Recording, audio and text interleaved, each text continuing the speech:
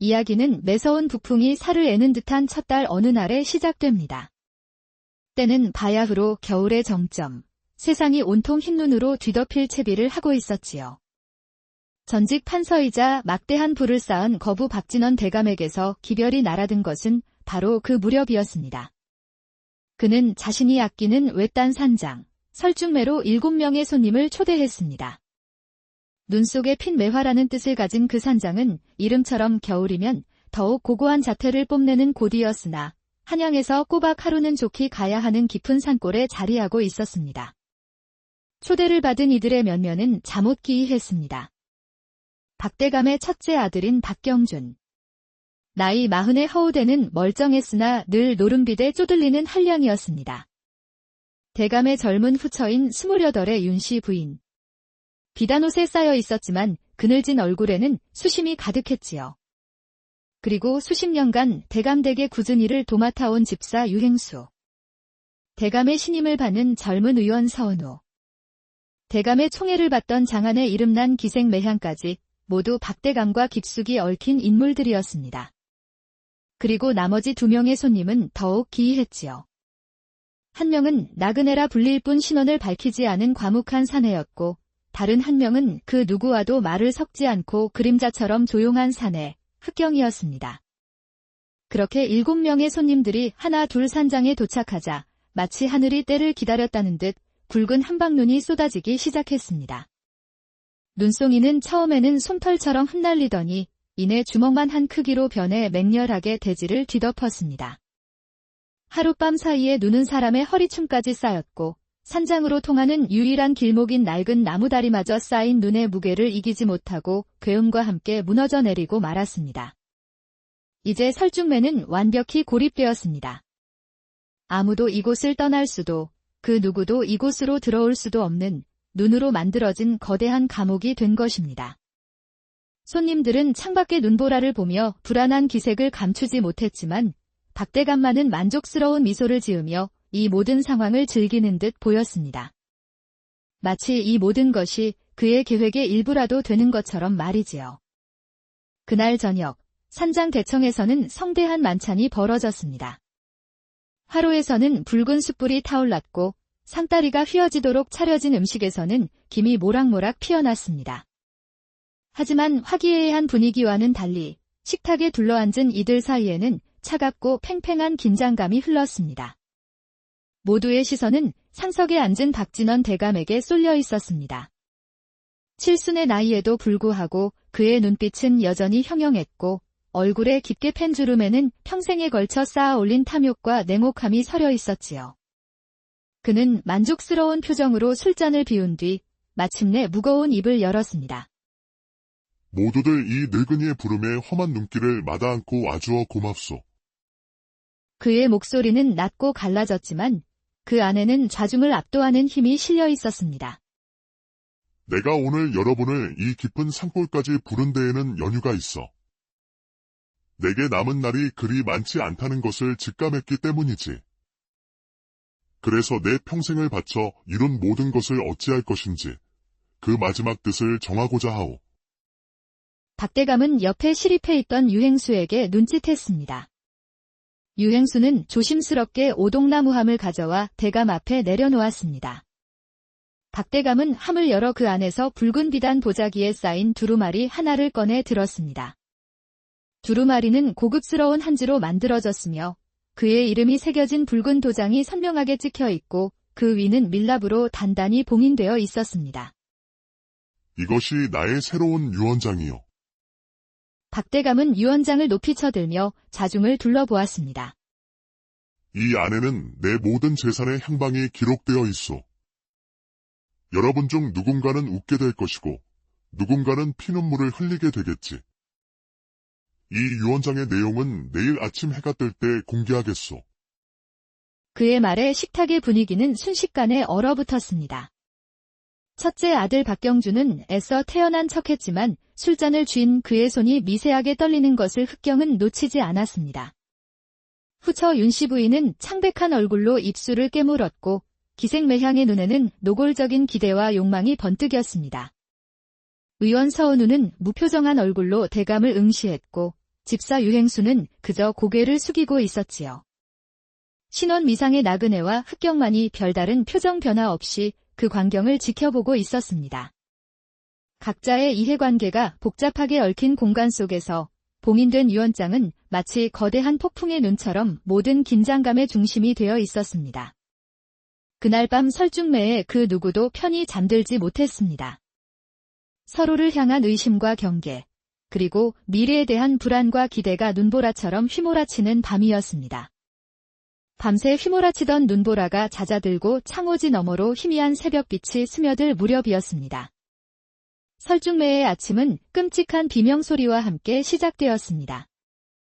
비명의 진원지는 박대감의 침소이자 서재로 쓰이던 별채였습니다.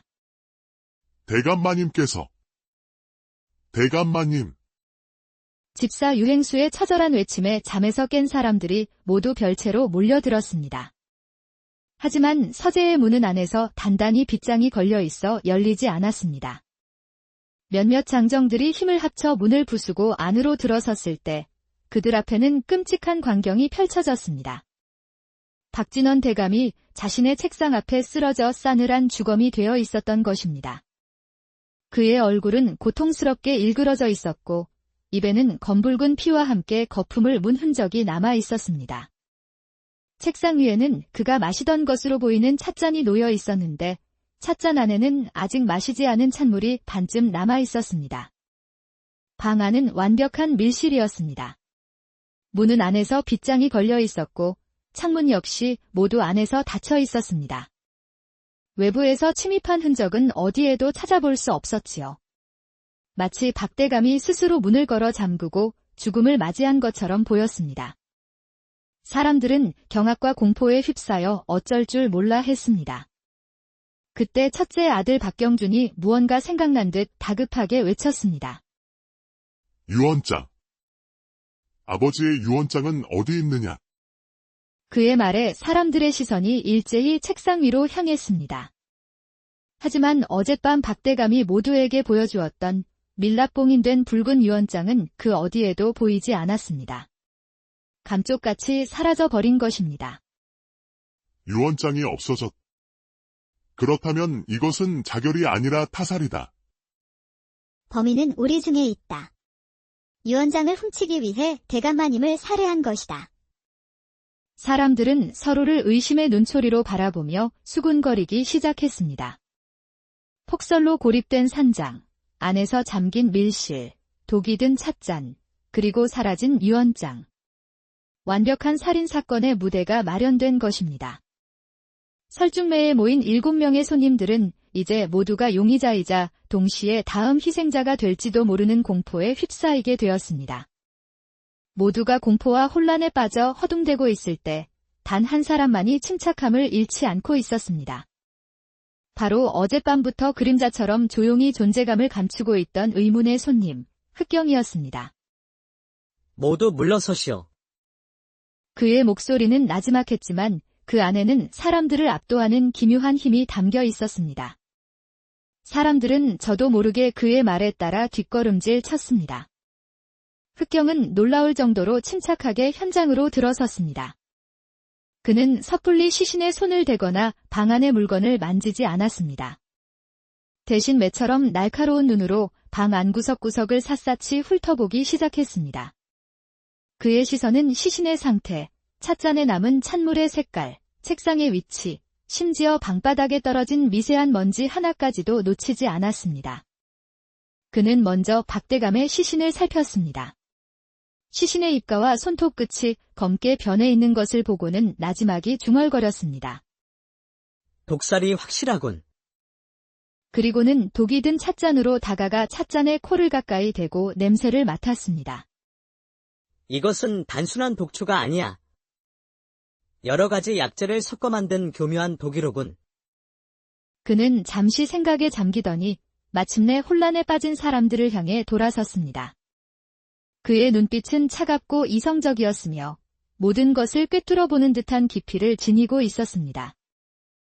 모두들 잘 들으시오. 이 사건은 외부인의 소행이 아닙니다.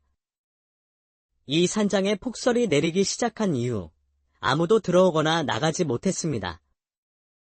즉, 범인은 바로 어젯밤 이 산장에 머물렀던 우리 7명 중 하나입니다. 흑경의 말에 사람들의 얼굴이 하얗게 질렸습니다.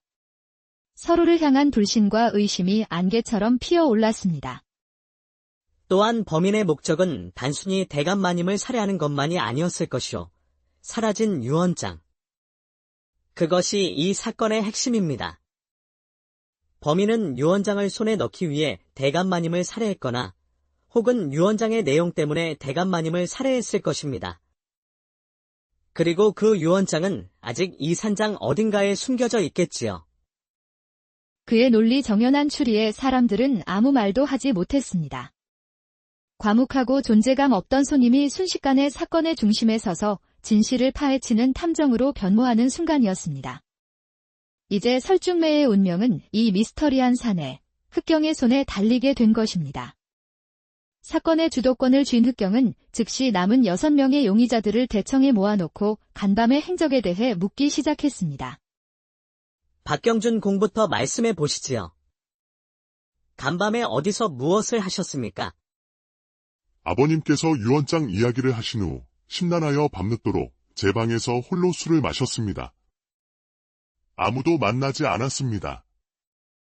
하지만 그의 눈은 불안하게 흔들렸고 손에서는 미세하게 노름에서 쓰이는 기름 냄새가 나는 듯 했습니다. 윤 씨 부인께서는요. 대감마님께서 주무시는 것을 확인하고 몸이 좋지 않아 일찍 제 방으로 돌아와 잠자리에 들었습니다. 새벽에 비명 소리를 듣고 깨어날 때까지 방에서 한 발짝도 나가지 않았습니다. 그녀의 목소리는 떨렸지만 표정은 굳어있어 속내를 읽기 어려웠습니다. 서은우 의원께서는 간밤에 무엇을 하셨습니까? 대감마님의 건강이 염려되어 밤늦게 대감마님께 처방해 드릴 약재를 손질하고 있었습니다. 그의 태도는 침착하고 논리적이었지만 오히려 그 점이 더 의심스러워 보이기도 했습니다. 매약 낭자는? 대감마님께서 돌아가시기 직전까지 저와 함께 계셨습니다. 저와 술을 드시다가 갑자기 피를 토하고 쓰러지셨어요. 너무 무서워서 저는 그저 비명을 지르며 도망쳤을 뿐입니다. 하지만 그녀의 증언은 밀실이라는 현장 상황과는 맞지 않았습니다. 유 집사께서는 어떠셨습니까? 저는 밤새 대청 화로의 불을 지키고 뒤처리를 하느라 자리를 비울 틈이 없었습니다. 그의 말을 증명해 줄 사람은 없었지만 그럴듯해 보였습니다. 하지만 흑경은 그의 지친 얼굴 뒤에 숨겨진 깊은 불안감을 놓치지 않았습니다. 마지막으로 나그네께서는 나는 그저 손님일 뿐이요. 방에서 조용히 책을 읽다가 잠이 들었소. 모두가 그럴듯한 행적을 내세웠지만 그들의 증언은 서로 미묘하게 엇갈렸습니다. 누군가는 시간을 속이고 있었고 누군가는 동선을 거짓으로 말하고 있었습니다. 흑경은 이 얽히고 설킨 거짓의 그물 속에서 진실의 실마리를 찾아내기 위해 더욱 날카롭게 눈을 빛냈습니다. 흑경은 다시 박대감이 죽은 서재로 돌아왔습니다. 그는 범행의 직접적인 도구가 된 독이 든 찻잔에 집중했습니다. 의원 서은우는 찻잔에 남은 독이 단순한 독초가 아니라 여러 가지를 정교하게 배합한 것이며 특히 그 중에는 일반인이 구하기 어려운 희귀한 약재가 포함되어 있다고 말했습니다. 이는 독에 대한 깊은 지식을 가진 자의 소행임을 암시했지요. 그런데 흑경은 그 독초 냄새 외에 아주 희미하게 다른 향기를 맡을 수 있었습니다. 그것은 맑고 서늘한 바로 매화 향이었습니다. 그는 찻잔을 들어 빛에 비추어 보았습니다. 찻잔 바닥에 아주 미세하게 검은 가루 같은 것이 남아있는 것을 발견했습니다. 흑경은 그것을 손가락 끝으로 살짝 찍어 냄새를 맡아보았습니다. 역시 매화 향이었습니다. 이것은 단순한 향이 아니었습니다. 최고급 소나무 그을음과 사향, 그리고 말린 매화꽃잎을 함께 빻아 만든다는 매화먹이었습니다. 매화먹은 값이 비싸고 만들기가 까다로워 서예를 즐기는 부유한 양반이나 이름난 기생들만이 사용하는 귀한 물건이었습니다. 범인은 독을 찻잔에 타면서 자신도 모르게 소매나 손끝에 묻어있던 매화먹 가루를 떨어뜨린 것이로군. 흑경은 즉시 용의자들 중 서예에 능하고 매화먹을 사용하는 사람을 찾아 나섰습니다. 그리고 예상대로 2명의 유력한 용의자가 떠올랐습니다. 바로 젊은 후처인 윤씨 부인과 기생 매향이었습니다. 이 사실이 알려지자 두 여인은 서로를 범인으로 지목하며 격렬하게 다투기 시작했습니다. 내년이 감히 대감마님을. 필시 유언장에 내 이름 한자 없다는 것을 알고 앙심을 품은 것이렸다. 웃기는 소리. 오히려 대감마님께서 모든 재산을 저에게 주신다고 하니 마님께서 저를 질투하여 대감마님을 해하고 저에게 누명을 씌우려는 것이겠지요. 두 여인의 싸움은 사건을 더욱 혼란스럽게 만들었습니다. 흑경은 다음 용의자인 첫째 아들 박경준에게로 시선을 돌렸습니다. 흑경은 다른 사람들이 모두 잠든 틈을 타 박경준의 방을 몰래 조사하기 시작했습니다. 옷장 깊숙한 곳에서는 한양의 큰 투전방에서 보낸 듯한 독촉 서신이 발견되었습니다. 서신에는 박경준이 집과 땅을 저당 잡히고 막대한 노름빚을 졌으며 기한 내에 갚지 못하면 목숨을 부지하기 어려울 것이라는 섬뜩한 내용이 적혀 있었습니다. 빚 때문에 벼랑 끝에 몰려 있었군. 유산이 절실했을 터. 그때 흑경은 책상 위 벼루 밑에서 작은 나무 상자를 발견했는데 그 안이 텅 비어 있었던 것입니다. 상자 안에는 붉은 인주 자국이 선명하게 남아 있었습니다. 박대감이 평소 중요한 문서에 사용하던 개인 도장을 보관하던 함이었습니다. 도장이 사라졌다. 흑경은 다음으로 젊고 명석한 의원 서은우에게로 의심을 향했습니다.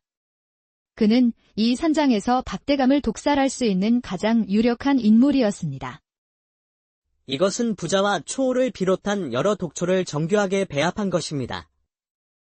미량으로도 심장을 마비시켜 즉사에 이르게 하는 맹독이지요.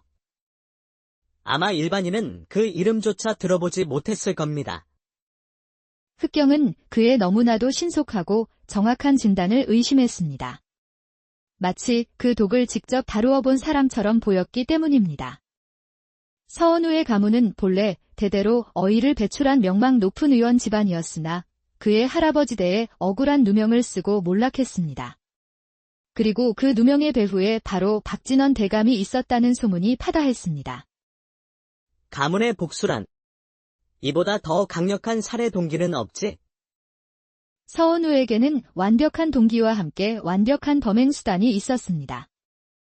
궁지에 몰린 매향은 품속에서 작은 비단 주머니를 꺼내더니 그 안에서 고이 접어둔 종이 한 장을 펼쳐 보였습니다. 그것은 박대감의 친필이 담긴 작은 언약서였습니다. 매향, 너의 소원을 들어주마오 글씨는 분명 박대감의 것이었고 그의 도장까지 찍혀 있었습니다. 보시오. 이것이 대감마님께서 제게 남기신 밀약의 증표입니다. 대감마님께서는 저를 양녀로 삼아 재산의 일부를 물려주시겠다고 약속하셨습니다. 제가 어찌 그런 은혜를 입은 분을 해할 수 있겠습니까? 하지만 흑경은 그 언약서를 보고 고개를 갸웃했습니다.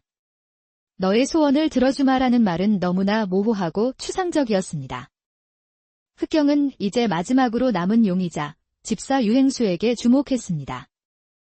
흑경이 그의 신발을 유심히 살폈을 때 유행수의 가죽신 바닥에는 다른 곳에서는 볼 수 없는 붉은 빛이 감도는 미세한 흙먼지가 묻어 있었습니다. 이 흙은 무엇이요? 그것은 잘 모르겠습니다. 거짓말 마시오. 이 붉은 흙은 박 대감마님의 서재 앞복도에만 깔려있는 귀한 황토 흙이요. 그대는 간밤에 대감님의 서재 근처에 갔던 것이 틀림없소. 왜 거짓을 고하는 것이요? 그곳에서 무엇을 보았소? 흑경의 추궁에 유행수의 얼굴은 사색이 되었습니다. 그는 더 이상 거짓말을 할 수 없음을 깨닫고 털썩 주저앉아 모든 것을 실토하기 시작했습니다. 실은 간밤에 박대감의 서재 근처에서 두 사람이 격렬하게 다투는 소리를 들었습니다. 한 명은 분명 박대감이었고 다른 한 명은 바로 후처인 윤씨 부인이었습니다.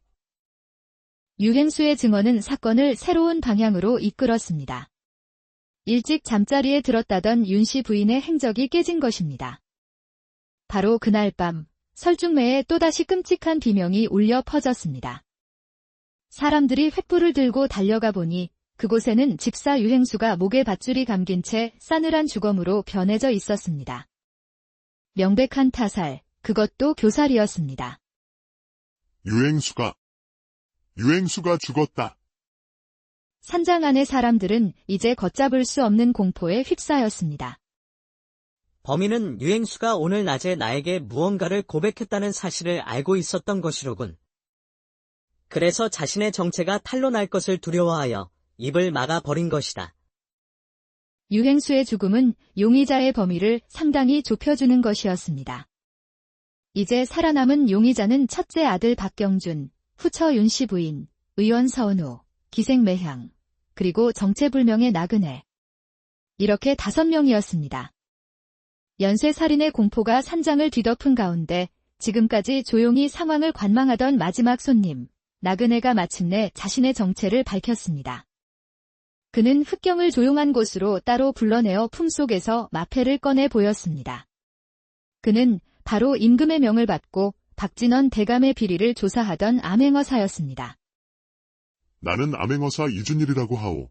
박 대감의 국고, 횡령과 불법적인 재산 축제 혐의를 조사하기 위해 나그네로 위장하여 이 산장에 오게 되었소. 대감을 한양으로 압송하려던 참이었는데 그가 먼저 변을 당하고 만 것이지. 암행어사의 등장에 흑경은 놀랐지만 이내 고개를 끄덕였습니다. 흑경, 그대의 정체가 무엇인지는 모르겠으나 그대의 비범한 능력은 익히 보았소. 이제 나와 함께 이 끔찍한 살인사건의 진범을 가려내지 않겠소. 이 사건은 단순한 살인을 넘어 조정의 근간을 뒤흔들 수도 있는 중대한 사안이요. 우리는 힘을 합쳐야만 하오. 흑경은 잠시 침묵하더니 이준일의 제안을 받아들였습니다. 두 사람은 그동안 각자 수집한 정보들을 공유하기 시작했습니다. 박대감의 비리 장부가 사라졌다는 소문이 있소. 만약 그 장부가 범인의 손에 들어갔다면 범인은 그것을 이용해 엄청난 파장을 일으킬 수도 있어. 우리는 유원장뿐만 아니라 그 비리 장부의 행방도 찾아야만 하오. 이제 흑경과 암행어사, 2명의 추적자가 힘을 합쳐 사건의 진실을 향해 다가서기 시작했습니다. 든든한 조력자를 얻은 흑경은 다시 박대감이 죽은 서재로 향했습니다.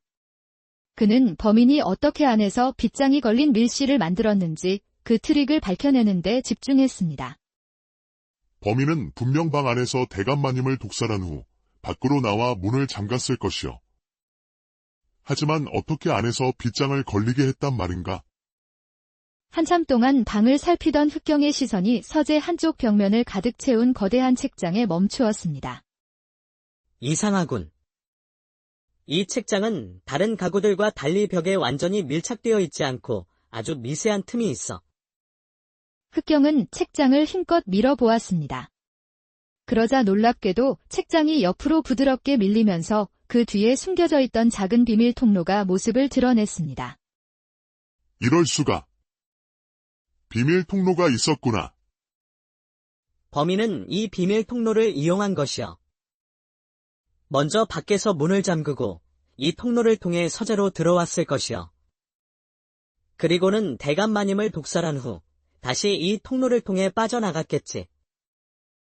마지막으로 창고 쪽에서 아주 가늘고 긴 실을 이용하여 서재 문 안쪽에 빗장을 걸리게 하는 장치를 해두었을 것이요. 흑경은 자신의 추리를 증명하기 위해 방 안에서 발견된 아주 가느다란 명주실 조각을 이준일에게 보여주었습니다. 밀실의 수수께끼는 마침내 풀렸습니다. 이제 중요한 것은 이 비밀 통로의 존재를 알고 있었던 사람이 누구냐는 것이었습니다. 두 사람은 서재 안화로의 재를 뒤지기 시작했습니다. 잠시 후 흑경의 손에 완전히 타지 않고 남은 종이 조각 하나가 들려 나왔습니다. 종이는 심하게 훼손되었지만 그 으름 사이로 병과 서라는 글자가 희미하게 남아 있었습니다. 이것은 유언장이 아니라 대감의 병세에 대한 기록, 즉 병상일지 일세. 그렇다면 범인이 훔친 것은 유언장이 아니라 병상일지였단 말이요. 이 새로운 단서는 사건을 전혀 다른 방향으로 이끌었습니다. 범인은 재산이 아니라 박대감의 병에 얽힌 비밀을 감추려 했던 것입니다. 바로 그 순간 흑경과 이준일은 모든 단서가 한 사람을 가리키고 있음을 동시에 깨달았습니다. 비밀 통로, 병상일지, 독에 대한 해박한 지식. 이 모든 것을 아는 단 한 사람. 범인은 서은우 의원이었군. 모든 조각이 맞춰지는 순간이었습니다. 그들은 즉시 서은우를 찾아 나섰습니다. 그는 자신의 방에서 태연하게 약재를 정리하고 있었습니다. 서은우, 그대를 박진원 대감과 집사 유행수를 살해한 혐의로 체포하오. 서은우는 놀란 기색도 없이 마치 모든 것을 예상했다는 듯이 천천히 고개를 들었습니다. 그의 얼굴에는 씁쓸한 미소가 걸려 있었습니다. 결국 이렇게 되는군요. 서은우는 순순히 자신의 죄를 인정했습니다. 그의 이야기는 모두의 예상을 뛰어넘는 충격적인 것이었습니다. 대감마님은 이미 오래전부터 불치병을 앓고 계셨습니다. 온몸의 뼈가 녹아내리는 극심한 고통 속에서 하루하루를 연명하고 계셨지요. 그분은 제게 마지막 존엄을 지키며 죽을 수 있도록 도와달라고 간청하셨습니다.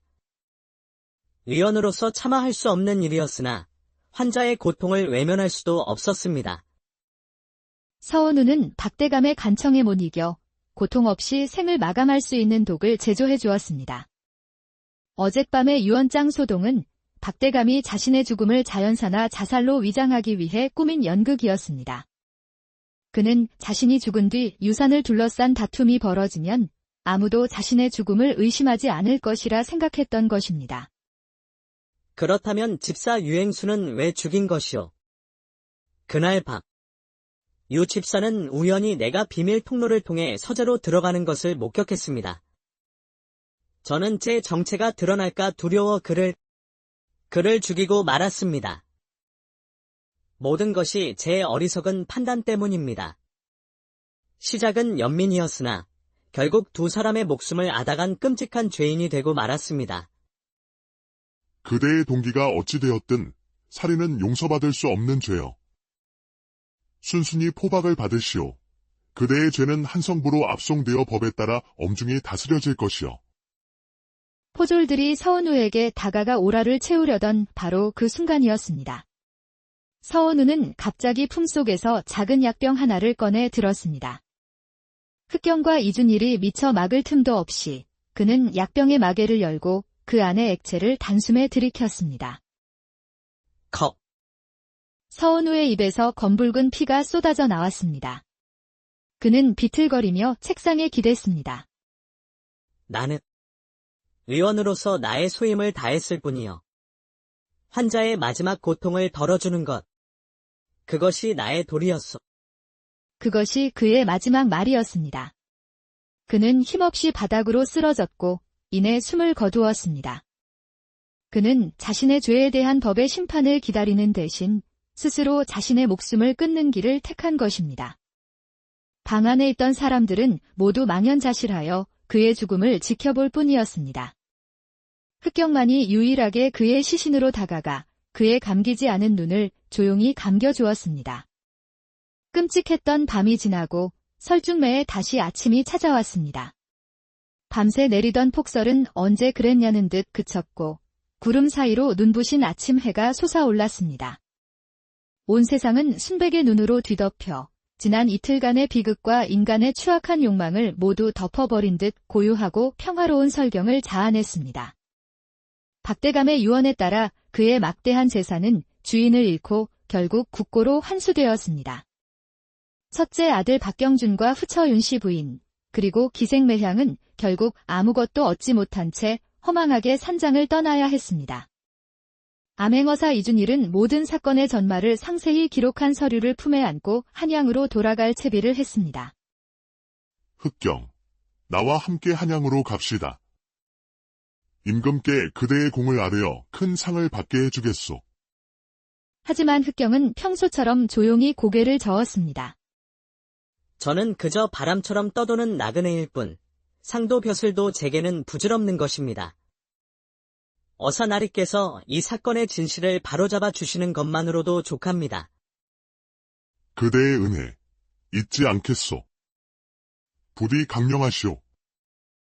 이준일은 흑경에게 깊이 고개를 숙여 예를 표하고는 부하들을 이끌고 한양으로 향했습니다. 이제 설중매에는 흑경만이 홀로 남았습니다. 그는 텅 빈 산장을 한번 둘러본 후 아무도 모르게 홀로 산을 내려가기 시작했습니다. 아침 햇살에 반짝이는 눈부신 설원 위로 그의 고독한 발자국만이 길게 이어졌습니다. 그는 어디로 가는 것일까요? 누구도 알지 못합니다. 다만 세상에 어둠이 있는 곳이라면 어디든 그곳에서 또 다른 진실을 찾아 헤매는 그의 고독한 여정은 앞으로도 계속될 것임을 짐작할 뿐입니다. 눈 속의 핀 매화는 졌지만 그 속에 담긴 비극과 진실의 이야기는 이야기는 매서운 북풍이 살을 애는 듯한 첫달 어느 날에 시작됩니다. 때는 바야흐로 겨울의 정점, 세상이 온통 흰눈으로 뒤덮일 채비를 하고 있었지요. 전직 판서이자 막대한 부를 쌓은 거부 박진원 대감에게서 기별이 날아든 것은 바로 그 무렵이었습니다. 그는 자신이 아끼는 외딴 산장, 설중매로 7명의 손님을 초대했습니다. 눈 속에 핀 매화라는 뜻을 가진 그 산장은 이름처럼 겨울이면 더욱 고고한 자태를 뽐내는 곳이었으나 한양에서 꼬박 하루는 좋게 가야 하는 깊은 산골에 자리하고 있었습니다. 초대를 받은 이들의 면면은 잠옷 기이했습니다. 박대감의 첫째 아들인 박경준. 나이 40의 허우대는 멀쩡했으나 늘 노름빗에 쪼들리는 한량이었습니다. 대감의 젊은 후처인 28의 윤씨 부인. 비단옷에 쌓여 있었지만 그늘진 얼굴에는 수심이 가득했지요. 그리고 수십 년간 대감댁의 굳은 일을 도맡아온 집사 유행수. 대감의 신임을 받는 젊은 의원 서은호. 대감의 총애를 받던 장안의 이름난 기생 매향까지 모두 박대감과 깊숙이 얽힌 인물들이었습니다. 그리고 나머지 2명의 손님은 더욱 기이했지요. 한 명은 나그네라 불릴 뿐 신원을 밝히지 않은 과묵한 사내였고 다른 한 명은 그 누구와도 말을 섞지 않고 그림자처럼 조용한 사내, 흑경이었습니다. 그렇게 7명의 손님들이 하나 둘 산장에 도착하자 마치 하늘이 때를 기다렸다는 듯 굵은 한방눈이 쏟아지기 시작했습니다. 눈송이는 처음에는 솜털처럼 흩날리더니 이내 주먹만 한 크기로 변해 맹렬하게 대지를 뒤덮었습니다. 하룻밤 사이에 눈은 사람의 허리춤까지 쌓였고 산장으로 통하는 유일한 길목인 낡은 나무다리마저 쌓인 눈의 무게를 이기지 못하고 괴음과 함께 무너져 내리고 말았습니다. 이제 설중매는 완벽히 고립되었습니다. 아무도 이곳을 떠날 수도 그 누구도 이곳으로 들어올 수도 없는 눈으로 만들어진 거대한 감옥이 된 것입니다. 손님들은 창밖의 눈보라를 보며 불안한 기색을 감추지 못했지만 박대감만은 만족스러운 미소를 지으며 이 모든 상황을 즐기는 듯 보였습니다. 마치 이 모든 것이 그의 계획의 일부라도 되는 것처럼 말이지요. 그날 저녁, 산장 대청에서는 성대한 만찬이 벌어졌습니다. 화로에서는 붉은 숯불이 타올랐고 상다리가 휘어지도록 차려진 음식에서는 김이 모락모락 피어났습니다. 하지만 화기애애한 분위기와는 달리 식탁에 둘러앉은 이들 사이에는 차갑고 팽팽한 긴장감이 흘렀습니다. 모두의 시선은 상석에 앉은 박진원 대감에게 쏠려 있었습니다.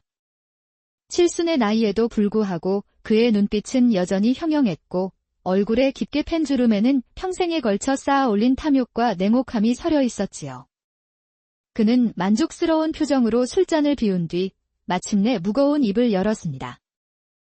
모두들 이 늙은이의 부름에 험한 눈길을 마다않고 와주어 고맙소. 그의 목소리는 낮고 갈라졌지만 그 안에는 좌중을 압도하는 힘이 실려 있었습니다. 내가 오늘 여러분을 이 깊은 산골까지 부른 데에는 연유가 있어. 내게 남은 날이 그리 많지 않다는 것을 직감했기 때문이지. 그래서 내 평생을 바쳐 이룬 모든 것을 어찌할 것인지 그 마지막 뜻을 정하고자 하오. 박대감은 옆에 시립해 있던 유행수에게 눈짓했습니다. 유행수는 조심스럽게 오동나무함을 가져와 대감 앞에 내려놓았습니다. 박대감은 함을 열어 그 안에서 붉은 비단 보자기에 쌓인 두루마리 하나를 꺼내 들었습니다. 두루마리는 고급스러운 한지로 만들어졌으며 그의 이름이 새겨진 붉은 도장이 선명하게 찍혀 있고 그 위는 밀랍으로 단단히 봉인되어 있었습니다. 이것이 나의 새로운 유언장이요. 박대감은 유언장을 높이 쳐들며 자중을 둘러보았습니다. 이 안에는 내 모든 재산의 향방이 기록되어 있어. 여러분 중 누군가는 웃게 될 것이고 누군가는 피눈물을 흘리게 되겠지. 이 유언장의 내용은 내일 아침 해가 뜰 때 공개하겠소. 그의 말에 식탁의 분위기는 순식간에 얼어붙었습니다. 첫째 아들 박경주는 애써 태어난 척했지만 술잔을 쥔 그의 손이 미세하게 떨리는 것을 흑경은 놓치지 않았습니다. 후처 윤씨 부인은 창백한 얼굴로 입술을 깨물었고 기생매향의 눈에는 노골적인 기대와 욕망이 번뜩였습니다. 의원 서은우는 무표정한 얼굴로 대감을 응시했고 집사 유행수는 그저 고개를 숙이고 있었지요.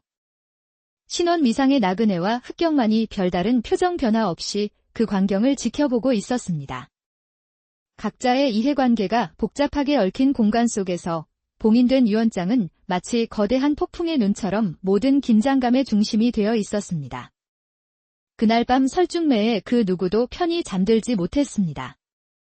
서로를 향한 의심과 경계, 그리고 미래에 대한 불안과 기대가 눈보라처럼 휘몰아치는 밤이었습니다. 밤새 휘몰아치던 눈보라가 잦아들고 창호지 너머로 희미한 새벽빛이 스며들 무렵이었습니다.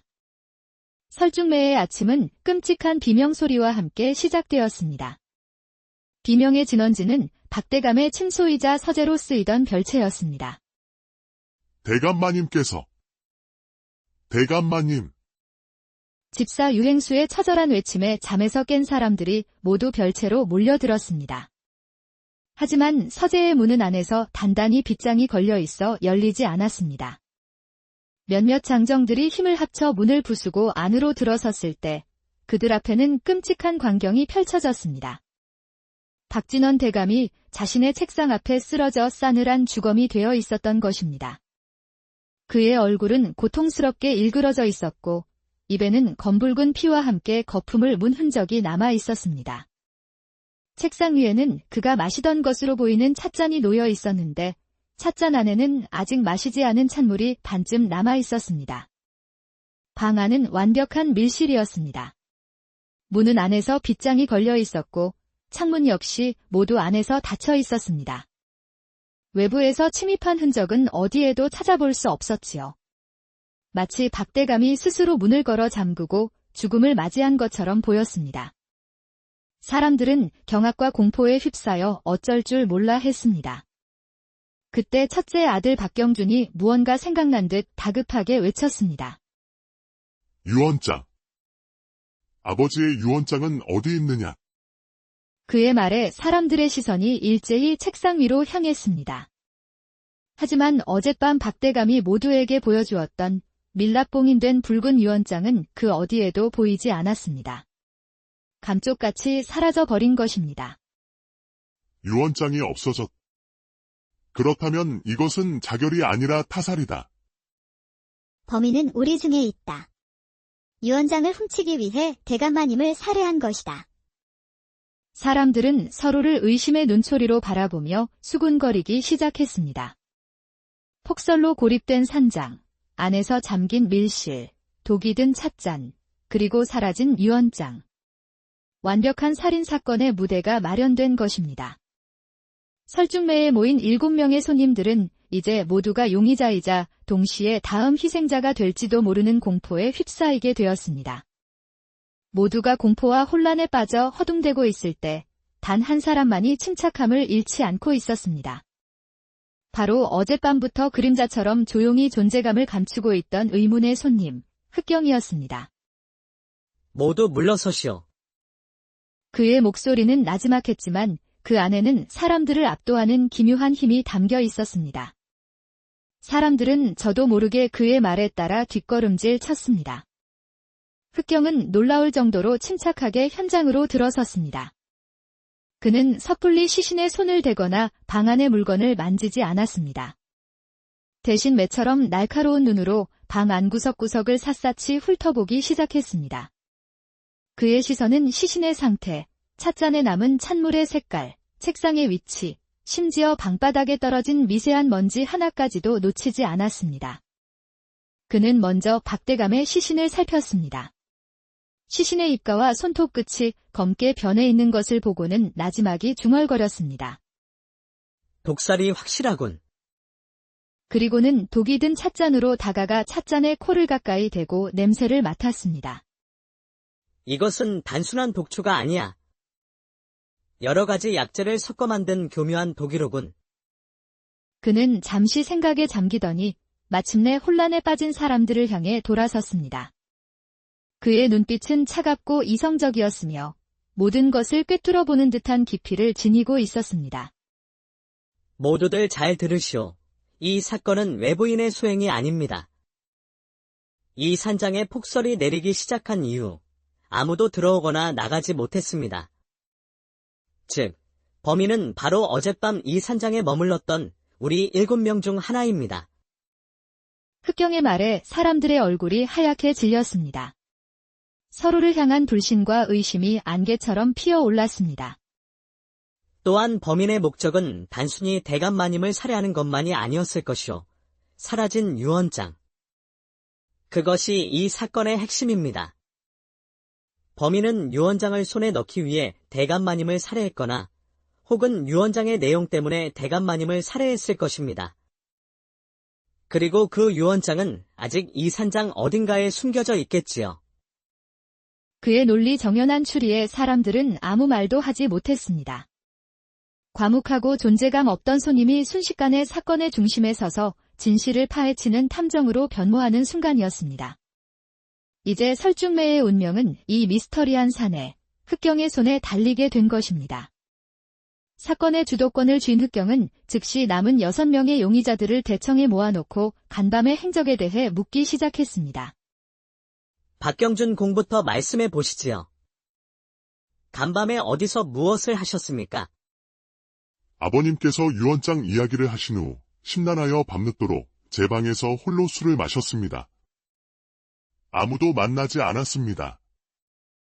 하지만 그의 눈은 불안하게 흔들렸고 손에서는 미세하게 노름에서 쓰이는 기름 냄새가 나는 듯 했습니다. 윤 씨 부인께서는요? 대감마님께서 주무시는 것을 확인하고 몸이 좋지 않아 일찍 제 방으로 돌아와 잠자리에 들었습니다. 새벽에 비명 소리를 듣고 깨어날 때까지 방에서 한 발짝도 나가지 않았습니다. 그녀의 목소리는 떨렸지만 표정은 굳어있어 속내를 읽기 어려웠습니다. 서은우 의원께서는 간밤에 무엇을 하셨습니까? 대감마님의 건강이 염려되어 밤늦게 대감마님께 처방해 드릴 약재를 손질하고 있었습니다. 그의 태도는 침착하고 논리적이었지만 오히려 그 점이 더 의심스러워 보이기도 했습니다. 매약낭자는? 대감마님께서 돌아가시기 직전까지 저와 함께 계셨습니다. 저와 술을 드시다가 갑자기 피를 토하고 쓰러지셨어요. 너무 무서워서 저는 그저 비명을 지르며 도망쳤을 뿐입니다. 하지만 그녀의 증언은 밀실이라는 현장 상황과는 맞지 않았습니다. 유 집사께서는 어떠셨습니까? 저는 밤새 대청 화로의 불을 지키고 뒤처리를 하느라 자리를 비울 틈이 없었습니다. 그의 말을 증명해 줄 사람은 없었지만 그럴듯해 보였습니다. 하지만 흑경은 그의 지친 얼굴 뒤에 숨겨진 깊은 불안감을 놓치지 않았습니다. 마지막으로 나그네께서는? 나는 그저 손님일 뿐이요. 방에서 조용히 책을 읽다가 잠이 들었소. 모두가 그럴듯한 행적을 내세웠지만 그들의 증언은 서로 미묘하게 엇갈렸습니다. 누군가는 시간을 속이고 있었고 누군가는 동선을 거짓으로 말하고 있었습니다. 흑경은 이 얽히고 설킨 거짓의 그물 속에서 진실의 실마리를 찾아내기 위해 더욱 날카롭게 눈을 빛냈습니다. 흑경은 다시 박대감이 죽은 서재로 돌아왔습니다. 그는 범행의 직접적인 도구가 된 독이 든 찻잔에 집중했습니다. 의원 서은우는 찻잔에 남은 독이 단순한 독초가 아니라 여러 가지를 정교하게 배합한 것이며 특히 그 중에는 일반인이 구하기 어려운 희귀한 약재가 포함되어 있다고 말했습니다. 이는 독에 대한 깊은 지식을 가진 자의 소행임을 암시했지요. 그런데 흑경은 그 독초 냄새 외에 아주 희미하게 다른 향기를 맡을 수 있었습니다. 그것은 맑고 서늘한 바로 매화 향이었습니다. 그는 찻잔을 들어 빛에 비추어 보았습니다. 찻잔 바닥에 아주 미세하게 검은 가루 같은 것이 남아있는 것을 발견했습니다. 흑경은 그것을 손가락 끝으로 살짝 찍어 냄새를 맡아보았습니다. 역시 매화 향이었습니다. 이것은 단순한 향이 아니었습니다. 최고급 소나무 그을음과 사향, 그리고 말린 매화꽃잎을 함께 빻아 만든다는 매화먹이었습니다. 매화먹은 값이 비싸고 만들기가 까다로워 서예를 즐기는 부유한 양반이나 이름난 기생들만이 사용하는 귀한 물건이었습니다. 범인은 독을 찻잔에 타면서 자신도 모르게 소매나 손끝에 묻어있던 매화먹 가루를 떨어뜨린 것이로군. 흑경은 즉시 용의자들 중 서예에 능하고 매화먹을 사용하는 사람을 찾아 나섰습니다. 그리고 예상대로 2명의 유력한 용의자가 떠올랐습니다. 바로 젊은 후처인 윤씨 부인과 기생 매향이었습니다. 이 사실이 알려지자 두 여인은 서로를 범인으로 지목하며 격렬하게 다투기 시작했습니다. 내년이 감히 대감마님을. 필시 유언장에 내 이름 한자 없다는 것을 알고 앙심을 품은 것이렸다. 웃기는 소리. 오히려 대감마님께서 모든 재산을 저에게 주신다고 하니 마님께서 저를 질투하여 대감마님을 해하고 저에게 누명을 씌우려는 것이겠지요. 두 여인의 싸움은 사건을 더욱 혼란스럽게 만들었습니다. 흑경은 다음 용의자인 첫째 아들 박경준에게로 시선을 돌렸습니다. 흑경은 다른 사람들이 모두 잠든 틈을 타 박경준의 방을 몰래 조사하기 시작했습니다. 옷장 깊숙한 곳에서는 한양의 큰 투전방에서 보낸 듯한 독촉 서신이 발견되었습니다. 서신에는 박경준이 집과 땅을 저당 잡히고 막대한 노름빚을 졌으며 기한 내에 갚지 못하면 목숨을 부지하기 어려울 것이라는 섬뜩한 내용이 적혀 있었습니다. 빚 때문에 벼랑 끝에 몰려 있었군. 유산이 절실했을 터. 그때 흑경은 책상 위 벼루 밑에서 작은 나무 상자를 발견했는데 그 안이 텅 비어 있었던 것입니다. 상자 안에는 붉은 인주 자국이 선명하게 남아 있었습니다. 박대감이 평소 중요한 문서에 사용하던 개인 도장을 보관하던 함이었습니다. 도장이 사라졌다. 흑경은 다음으로 젊고 명석한 의원 서은우에게로 의심을 향했습니다. 그는 이 산장에서 박대감을 독살할 수 있는 가장 유력한 인물이었습니다. 이것은 부자와 초호를 비롯한 여러 독초를 정교하게 배합한 것입니다. 미량으로도 심장을 마비시켜 즉사에 이르게 하는 맹독이지요. 아마 일반인은 그 이름조차 들어보지 못했을 겁니다. 흑경은 그의 너무나도 신속하고 정확한 진단을 의심했습니다. 마치 그 독을 직접 다루어 본 사람처럼 보였기 때문입니다. 서은우의 가문은 본래 대대로 어이를 배출한 명망 높은 의원 집안이었으나 그의 할아버지 대에 억울한 누명을 쓰고 몰락했습니다. 그리고 그 누명의 배후에 바로 박진원 대감이 있었다는 소문이 파다했습니다. 가문의 복수란 이보다 더 강력한 살해 동기는 없지? 서은우에게는 완벽한 동기와 함께 완벽한 범행 수단이 있었습니다. 궁지에 몰린 매향은 품속에서 작은 비단 주머니를 꺼내더니 그 안에서 고이 접어둔 종이 한 장을 펼쳐 보였습니다. 그것은 박대감의 친필이 담긴 작은 언약서였습니다. 매향, 너의 소원을 들어주마오 글씨는 분명 박대감의 것이었고 그의 도장까지 찍혀 있었습니다. 보시오. 이것이 대감마님께서 제게 남기신 미략의 증표입니다. 대감마님께서는 저를 양녀로 삼아 재산의 일부를 물려주시겠다고 약속하셨습니다. 제가 어찌 그런 은혜를 입은 분을 해할 수 있겠습니까? 하지만 흑경은 그 언약서를 보고 고개를 갸웃했습니다. 너의 소원을 들어주마라는 말은 너무나 모호하고 추상적이었습니다. 흑경은 이제 마지막으로 남은 용의자, 집사 유행수에게 주목했습니다. 흑경이 그의 신발을 유심히 살폈을 때 유행수의 가죽신 바닥에는 다른 곳에서는 볼 수 없는 붉은 빛이 감도는 미세한 흙먼지가 묻어 있었습니다. 이 흙은 무엇이요? 그것은 잘 모르겠습니다. 거짓말 마시오. 이 붉은 흙은 박 대감마님의 서재 앞복도에만 깔려있는 귀한 황토 흙이요. 그대는 간밤에 대감님의 서재 근처에 갔던 것이 틀림없소. 왜 거짓을 고하는 것이요? 그곳에서 무엇을 보았소? 흑경의 추궁에 유행수의 얼굴은 사색이 되었습니다. 그는 더 이상 거짓말을 할 수 없음을 깨닫고 털썩 주저앉아 모든 것을 실토하기 시작했습니다. 시릇. 간밤에 박대감의 서재 근처에서 두 사람이 격렬하게 다투는 소리를 들었습니다. 한 명은 분명 박대감이었고 다른 한 명은 바로 후처인 윤씨 부인이었습니다. 유행수의 증언은 사건을 새로운 방향으로 이끌었습니다. 일찍 잠자리에 들었다던 윤씨 부인의 행적이 깨진 것입니다.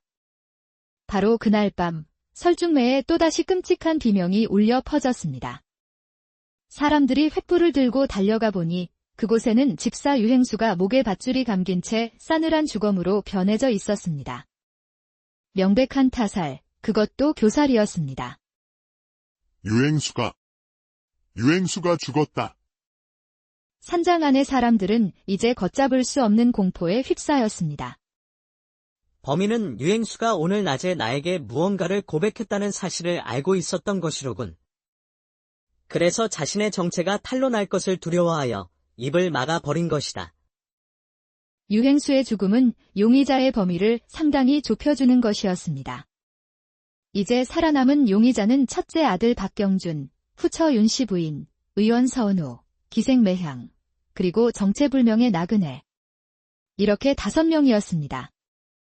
연쇄살인의 공포가 산장을 뒤덮은 가운데 지금까지 조용히 상황을 관망하던 마지막 손님, 나그네가 마침내 자신의 정체를 밝혔습니다. 그는 흑경을 조용한 곳으로 따로 불러내어 품속에서 마패를 꺼내 보였습니다. 그는 바로 임금의 명을 받고 박진원 대감의 비리를 조사하던 암행어사였습니다. 나는 암행어사 이준일이라고 하오. 박대감의 국고, 횡령과 불법적인 재산 축제 혐의를 조사하기 위해 나그네로 위장하여 이 산장에 오게 되었소. 대감을 한양으로 압송하려던 참이었는데 그가 먼저 변을 당하고 만 것이지. 암행어사의 등장에 흑경은 놀랐지만 이내 고개를 끄덕였습니다. 흑경, 그대의 정체가 무엇인지는 모르겠으나 그대의 비범한 능력은 익히 보았소. 이제 나와 함께 이 끔찍한 살인사건의 진범을 가려내지 않겠소. 이 사건은 단순한 살인을 넘어 조정의 근간을 뒤흔들 수도 있는 중대한 사안이요. 우리는 힘을 합쳐야만 하오. 흑경은 잠시 침묵하더니 이준일의 제안을 받아들였습니다. 두 사람은 그동안 각자 수집한 정보들을 공유하기 시작했습니다. 박대감의 비리 장부가 사라졌다는 소문이 있소. 만약 그 장부가 범인의 손에 들어갔다면 범인은 그것을 이용해 엄청난 파장을 일으킬 수도 있어. 우리는 유원장뿐만 아니라 그 비리 장부의 행방도 찾아야만 하오. 이제 흑경과 암행어사 2명의 추적자가 힘을 합쳐 사건의 진실을 향해 다가서기 시작했습니다. 든든한 조력자를 얻은 흑경은 다시 박대감이 죽은 서재로 향했습니다. 그는 범인이 어떻게 안에서 빗장이 걸린 밀실을 만들었는지 그 트릭을 밝혀내는 데 집중했습니다. 범인은 분명 방 안에서 대감마님을 독살한 후 밖으로 나와 문을 잠갔을 것이요. 하지만 어떻게 안에서 빗장을 걸리게 했단 말인가? 한참 동안 방을 살피던 흑경의 시선이 서재 한쪽 벽면을 가득 채운 거대한 책장에 멈추었습니다. 이상하군. 이 책장은 다른 가구들과 달리 벽에 완전히 밀착되어 있지 않고 아주 미세한 틈이 있어. 흑경은 책장을 힘껏 밀어보았습니다. 그러자 놀랍게도 책장이 옆으로 부드럽게 밀리면서 그 뒤에 숨겨져 있던 작은 비밀 통로가 모습을 드러냈습니다. 이럴 수가. 비밀 통로가 있었구나. 범인은 이 비밀 통로를 이용한 것이요. 먼저 밖에서 문을 잠그고 이 통로를 통해 서재로 들어왔을 것이요. 그리고는 대감마님을 독살한 후 다시 이 통로를 통해 빠져나갔겠지. 마지막으로 창고 쪽에서 아주 가늘고 긴 실을 이용하여 서재 문 안쪽에 빗장을 걸리게 하는 장치를 해두었을 것이요. 흑경은 자신의 추리를 증명하기 위해 방 안에서 발견된 아주 가느다란 명주실 조각을 이준일에게 보여주었습니다. 밀실의 수수께끼는 마침내 풀렸습니다. 이제 중요한 것은 이 비밀 통로의 존재를 알고 있었던 사람이 누구냐는 것이었습니다. 두 사람은 서재 안화로의 재를 뒤지기 시작했습니다. 잠시 후 흑경의 손에 완전히 타지 않고 남은 종이 조각 하나가 들려 나왔습니다. 종이는 심하게 훼손되었지만 그 으름 사이로 병과 서라는 글자가 희미하게 남아 있었습니다. 이것은 유언장이 아니라 대감의 병세에 대한 기록, 즉 병상일지일세. 그렇다면 범인이 훔친 것은 유언장이 아니라 병상일지였단 말이요. 이 새로운 단서는 사건을 전혀 다른 방향으로 이끌었습니다. 범인은 재산이 아니라 박대감의 병에 얽힌 비밀을 감추려 했던 것입니다. 바로 그 순간 흑경과 이준일은 모든 단서가 한 사람을 가리키고 있음을 동시에 깨달았습니다. 비밀 통로, 병상일지, 독에 대한 해박한 지식. 이 모든 것을 아는 단 한 사람. 범인은 서은우 의원이었군. 모든 조각이 맞춰지는 순간이었습니다. 그들은 즉시 서은우를 찾아 나섰습니다. 그는 자신의 방에서 태연하게 약재를 정리하고 있었습니다. 서은우, 그대를 박진원 대감과 집사 유행수를 살해한 혐의로 체포하오. 서은우는 놀란 기색도 없이 마치 모든 것을 예상했다는 듯이 천천히 고개를 들었습니다. 그의 얼굴에는 씁쓸한 미소가 걸려 있었습니다. 결국 이렇게 되는군요. 서은우는 순순히 자신의 죄를 인정했습니다. 그의 이야기는 모두의 예상을 뛰어넘는 충격적인 것이었습니다. 대감마님은 이미 오래전부터 불치병을 앓고 계셨습니다. 온몸의 뼈가 녹아내리는 극심한 고통 속에서 하루하루를 연명하고 계셨지요. 그분은 제게 마지막 존엄을 지키며 죽을 수 있도록 도와달라고 간청하셨습니다. 의원으로서 참아할 수 없는 일이었으나 환자의 고통을 외면할 수도 없었습니다. 서은우는 박대감의 간청에 못 이겨 고통 없이 생을 마감할 수 있는 독을 제조해 주었습니다.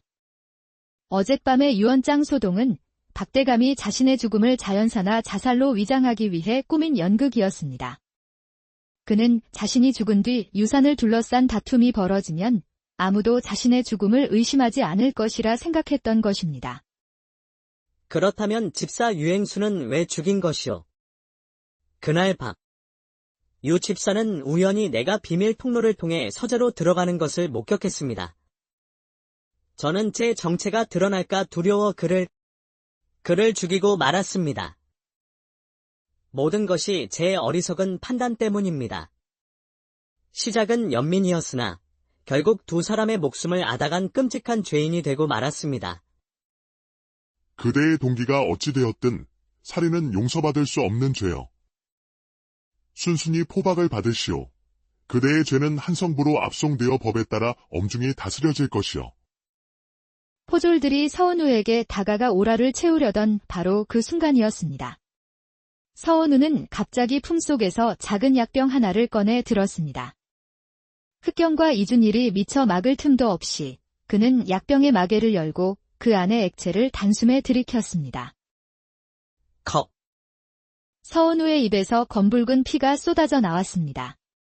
그는 비틀거리며 책상에 기댔습니다. 나는 의원으로서 나의 소임을 다했을 뿐이요. 환자의 마지막 고통을 덜어주는 것. 그것이 나의 도리였소. 그것이 그의 마지막 말이었습니다. 그는 힘없이 바닥으로 쓰러졌고 이내 숨을 거두었습니다. 그는 자신의 죄에 대한 법의 심판을 기다리는 대신 스스로 자신의 목숨을 끊는 길을 택한 것입니다. 방 안에 있던 사람들은 모두 망연자실하여 그의 죽음을 지켜볼 뿐이었습니다. 흑경만이 유일하게 그의 시신으로 다가가 그의 감기지 않은 눈을 조용히 감겨주었습니다. 끔찍했던 밤이 지나고 설중매에 다시 아침이 찾아왔습니다. 밤새 내리던 폭설은 언제 그랬냐는 듯 그쳤고 구름 사이로 눈부신 아침 해가 솟아올랐습니다. 온 세상은 순백의 눈으로 뒤덮여 지난 이틀간의 비극과 인간의 추악한 욕망을 모두 덮어버린 듯 고요하고 평화로운 설경을 자아냈습니다. 박대감의 유언에 따라 그의 막대한 재산은 주인을 잃고 결국 국고로 환수되었습니다. 첫째 아들 박경준과 후처윤 씨 부인, 그리고 기생매향은 결국 아무것도 얻지 못한 채 허망하게 산장을 떠나야 했습니다. 암행어사 이준일은 모든 사건의 전말을 상세히 기록한 서류를 품에 안고 한양으로 돌아갈 채비를 했습니다.